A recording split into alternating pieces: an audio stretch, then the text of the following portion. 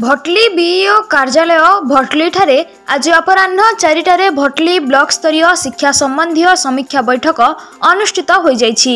एथिरे भटली बीईओ योगदान करथिले।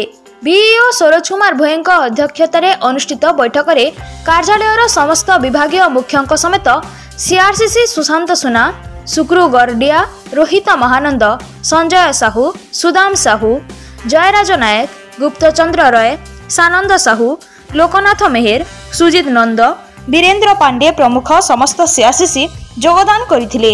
एही बैठक में मुख्यतः मौलिक साक्षरता और संख्या ज्ञान, नूतन नामलेखा, मध्याह्न भोजन योजना, मो स्कूल अभियान, वार्षिक अनुदान खर्च और वार्षिक शिक्षा योजना संबंधी आलोचना होइथिला।